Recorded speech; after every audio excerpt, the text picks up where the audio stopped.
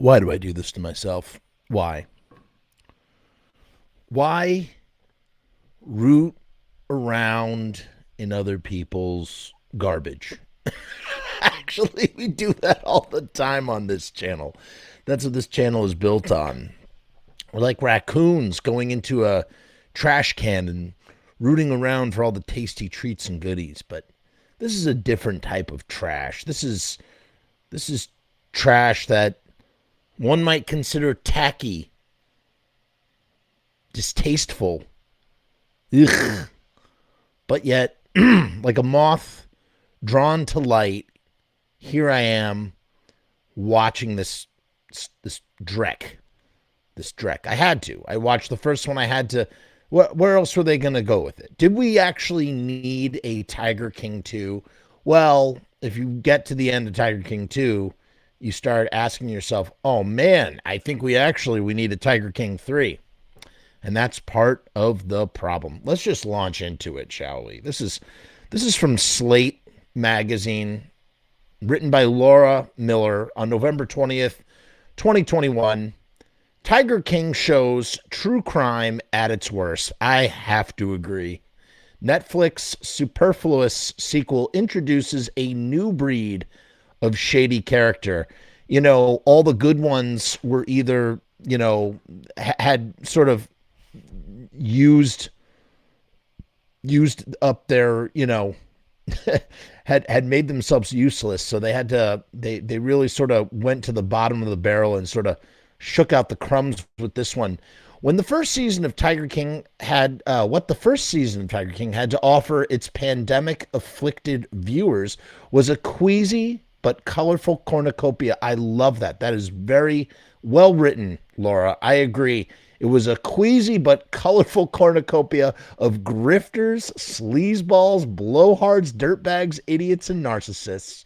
So it's not a surprise that a documentary series' second installment, despite much more limited airtime for its incarcerated central character, one-time animal park owner Joe Exotic, dishes out more of the same, at least if you can stomach it. I would argue not even really that. I mean, there's no Joe Exotic in this Tiger King continuation. Spoilers be damned.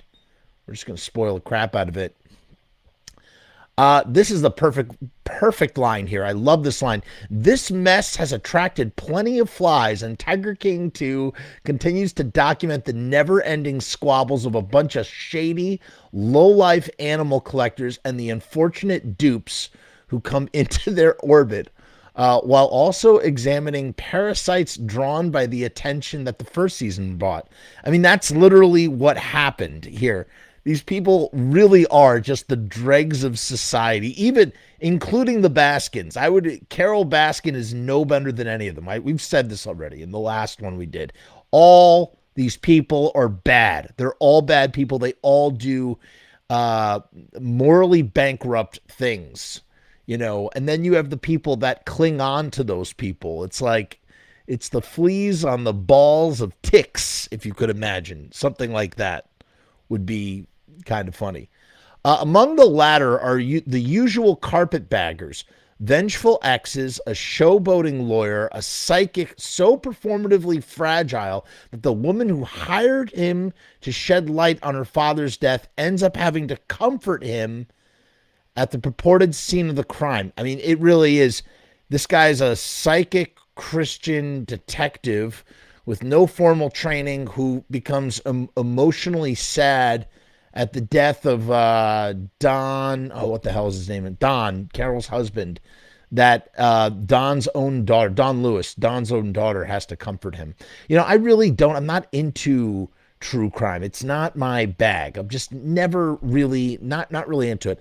But this is the type of stuff where, like I said, it's like rooting around in the trash. You just want to roll around in it. You can't help yourself. Add to the group of familiar bloodsuckers a new stock figure, the amateur true crime investigator Jack Ripper. Jack Ripper Smith so skillfully insinuated himself into the attempts of Don Lewis's family to prove that Carol Baskin was responsible for his disappearance that they brought him in with them when they met with the police. He even succeeded in getting them to fire their attorney, John Phillips, who comes back and he becomes Joe Exotic's attorney. He is indeed another piece of work. John Phillips, later on in the series, he says, they chose Ripper over me. Phillips mournfully explains to the cameras he so evidently adores. Laura is a great writer, Laura Miller. This despite Ripper being a guy who just sits in a gaming chair and makes YouTube videos. That's literally who I am. This guy Ripper is me. That's what I do. I just make ridiculous, YouTube videos about minutia that nobody gives a shit about. Smith's Ripper Jack Media channel produces rambling, patient testing videos that have netted him an unimpressive 15,000 followers. Sorry, I'm laughing because I literally think of myself when I'm reading this right now. Rambling, patient testing videos that have netted him an unimpressive 15,000. He has 5 times the amount of subscribers. Wow, man. We said the what did we say? We said the fleas that are on the balls of ticks. Well, I would be the flea that's on the ball of the flea that's on the ball of a tick, man. Oh god, it's friggin' funny. Sorry. It netted him an unimpressive 15,000 followers despite being featured on a high-profile Netflix documentary. That does make me sort of sad and dismayed a bit to think that even being featured on a Netflix documentary about a very popular subject and all you have is 15,000 subscribers. I mean, these must be really patient testing videos that ramble. And I know all about that. I really do. I test a lot of people's patience, or a little people's patience, depending on whether you think 3,500 is significantly less than 15,000. They are long on dark illusions, vague language, and mixed metaphors, but short on cogent, I can't pronounce that word. Cognate, that's what, I don't know what it's, cogent detail, a muddle compounded by Ripper's warning. In one recent example, not always to believe everything that I say on here. That's literally me. That's literally what I say. I actually say that all the time. I'm not an expert, In addition to investigations of Lewis's disappearance, he posts videos of commentary on stories like the Gabby Petito murder and other cases beloved of would-be internet sleuths. There's a whole community out there of internet sleuths that like to do, cold case detective work. It's a hobby. They were actually just talking about it on the episode of Yellow Jackets. I would say that our little community, or that what we do, is a little bit of internet sleuthing, but it's more like it's way nerdier. What's going on, Jody? I'm just laughing at how ridiculous my life is when reading this and realizing that I'm no different than this Ripper guy, except that he has 5 times the amount of subscribers that I do. But that's okay. There's also a 10-minute demonstration of how to find Tiger King 2 trailers on the Netflix. Hey, you got to make a meal out of every video you can, right? That's what you do. Anytime somebody, drops a little nugget of grease at your feet, you go, I can make a meal out of this. You know what I'm talking about. Marred by Smith's apparent inability to turn down the volume on Netflix's auto-playing promo clips. The channel is about what you'd expect from a guy who announces in Tiger King 2, I got my lawyer degree from Google. Sorry. He did say that. What's up, Walter? We got Walter White from New Zealand. Well, we have a diverse audience. We have people tuning in from New Zealand. G'day, Walter. Talking about Tiger King again. Oh boy.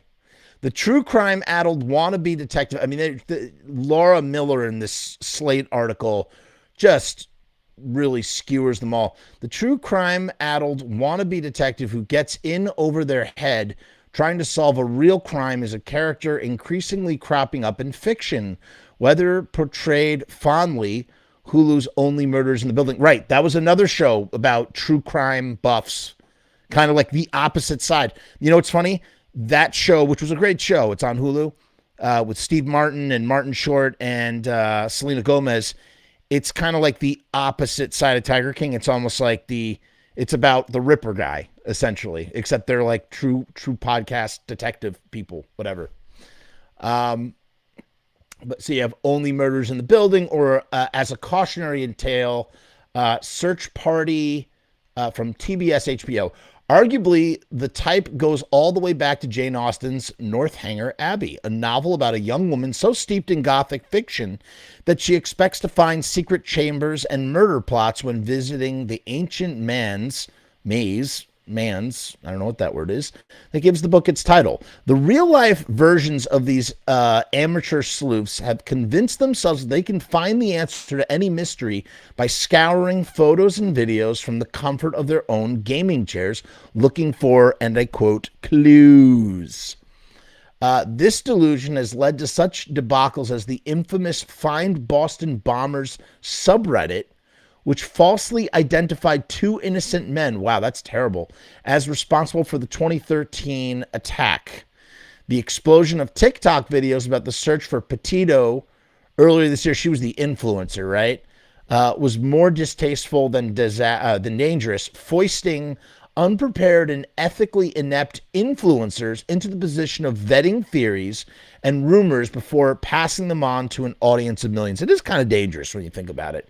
To be fair, most of the con men and characters in Tiger King 2 are a lot worse than Ripper Smith. I would fully agree on that. For one thing, he lacks their cunning and his evident sincerity.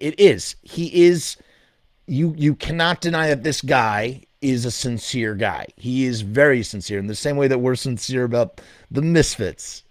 Is a charisma killer. In America, we like a little bit more showmanship from people trying to snow us, which is why, as Slate's Willa Paskin has observed, Joe Exotic registers as the most likable of the bunch, which is really saying something considering that Joe Exotic is a animal murdering, friggin', drug, I don't know what you would call it, drug enabling, friggin' racist, narcissist, chew people up and spit them out. I mean, he's not a good guy.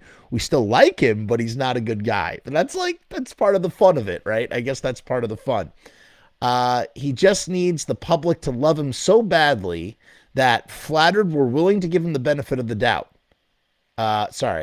He just needs the public to love him so badly that, flattered, we're willing to give him the benefit of the doubt. No one in the continuing or new cast, I mean, a lot of the people from the first season are gone now. I mean, there's only 5 episodes. You really didn't need to do it, man. It was fine. You could have just left it as the single season of the show. Yes, there's more information, but it winds up, in my eyes, being nothing but a giant murder burger. Not murder burger, I was going to say nothing burger. It's just a big, fat, nothing murder burger. That's what it is. And they're trying to take like true crime, real life stuff and sort of like treat it like it's a Netflix season of television. And it just does not work. Jody says he's definitely no role model, but he's an entertaining mystery. I mean, yeah, it's incredibly entertaining. And we love, what was the best part about Tiger King was it was just like watching somebody else's train wreck on TV from the comfort of your home, from the safety and comfort of your home, meaning that we could sit there and watch this person's whole life disintegrate and that he was a bad guy and that his life deserved to disintegrate. And we didn't have to feel any guilt about it. And we could just sit and talk with each other and go, look at that freak over there. Look at these freaks. Look at these like weirdos and what's the craziness of their life, this real life John Waters, scenario run riot, and there is something really appealing about that, even though we know it's wrong, even though we shouldn't be doing it. It's like ripping the lid off of a pint of Ben and Jerry's, not Ben and Jerry's, fuck Ben and Jerry's, a pint of a pint of Haagen-Dazs and eating the whole thing, knowing that we're just going to eat the whole thing. Imagine, especially with that enlightened ice cream, or the Halo Top, where it's like the entire pint is like 320 calories, and you're like, but it's only 320 calories. That's okay. That kind of thing. Um, it's no one in the continuing or the new cast of Tiger King 2 can beat him at that game. But every single person in the Tiger King series is performing an obviously contrived identity, from Baskin's bizarre flower girl cooing to the empty bluster of men like zoo owner Tim Stark, whose belligerent behavior towards law enforcement would have gotten him shot 10 times over if he hadn't been white. This is so friggin' true. I'm glad you're on team fuck Ben and Jerry's, Jody. Me too, man. Me too, big time. Very disappointed with them as a brand. That's another story for another day. Yeah, this guy Tim Stark was just a psycho, and if if he was not white, he would have been in just deep shit, and he just kept pushing and pushing and pushing, and we do almost get, in the same way that you get hypnotized by Joe Exotic's ridiculous eccentric charm, you also kind of get hypnotized by Carol Baskin, just like the way she talks. Even, hey, all you cool cats and kittens, like she has this like this panache when she speaks that like sort of like entrances you in a trance of like, and you can just tell her too. They're all just a bunch of self-absorbed narcissists, man. I hope she gets hers too, man. They're all bad. And this guy, Tim Stark, he's on the, I guess he got arrested. Good for, I'm glad they took him down. We never got to find out. Thought we would get some answers on Doc Antle, who was another nutter butter, who just was a total scumbag and like the leader of like a sex cult or something, involving his tiger farm.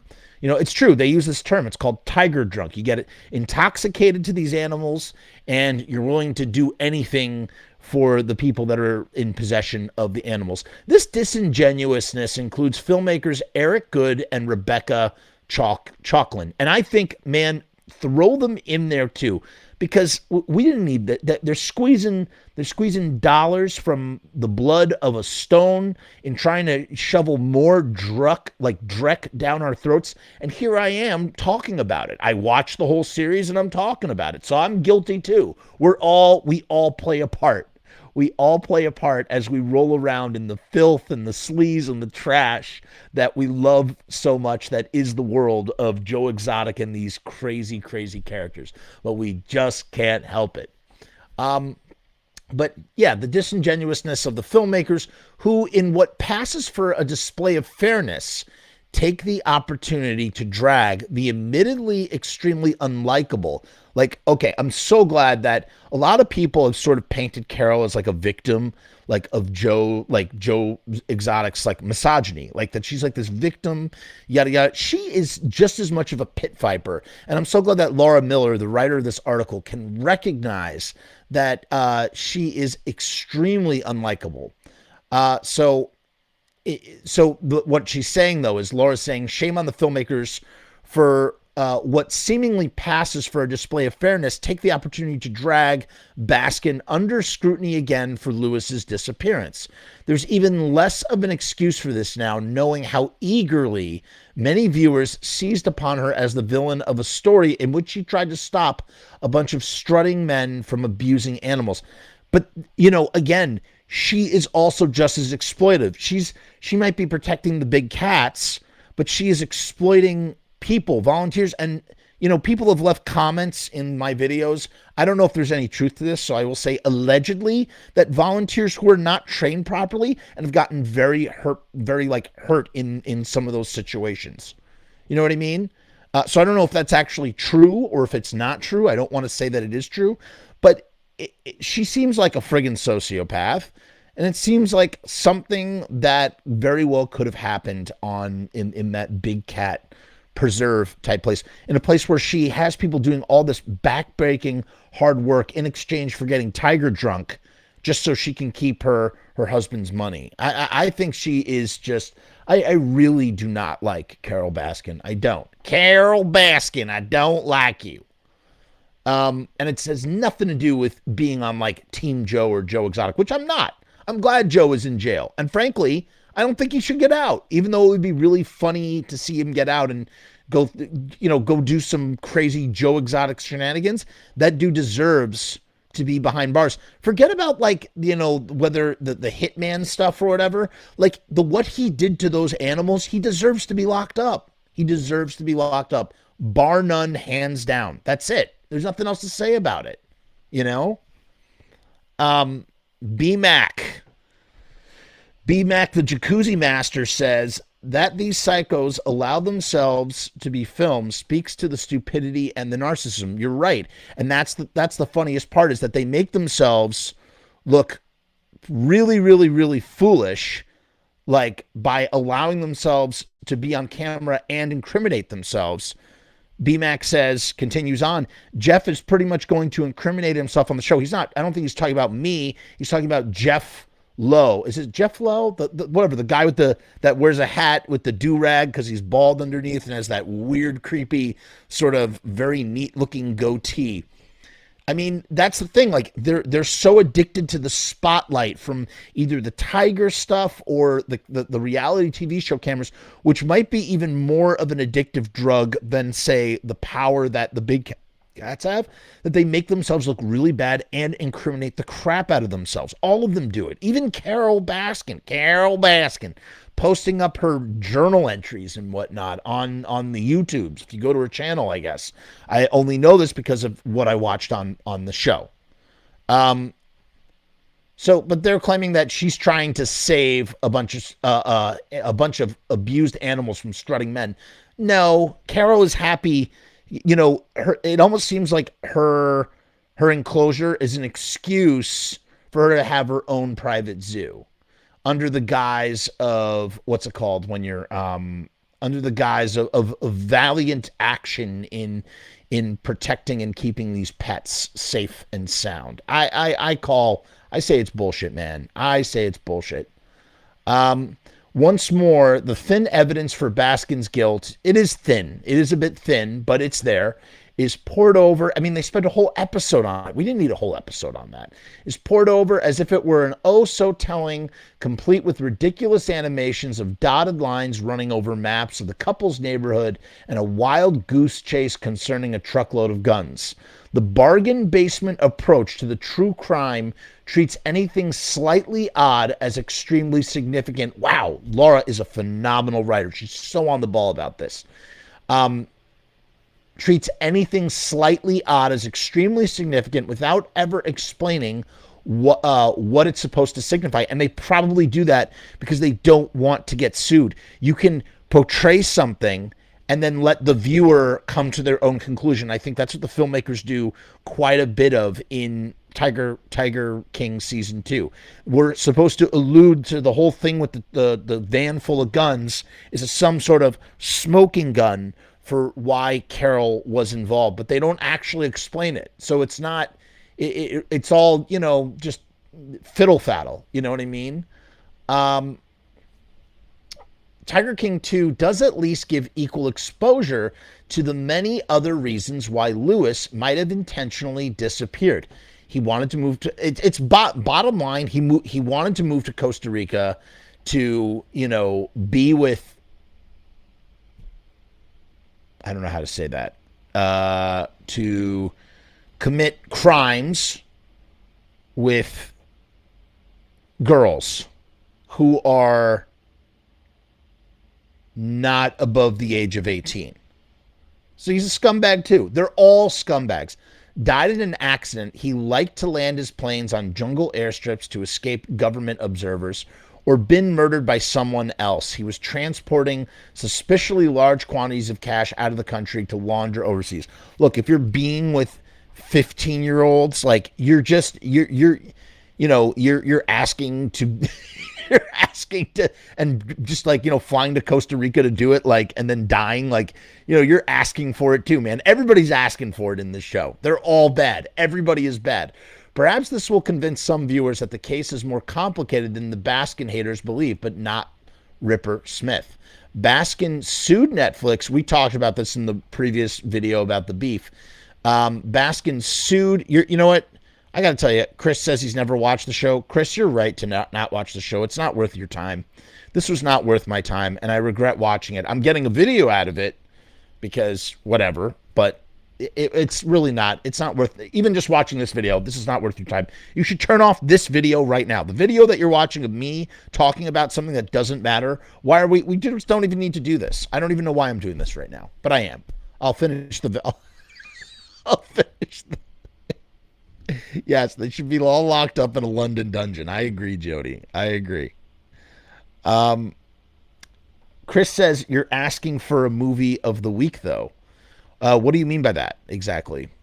Like, just that I like want something to digest, like consume, and that this becomes the movie of the week. Is that what you mean by that?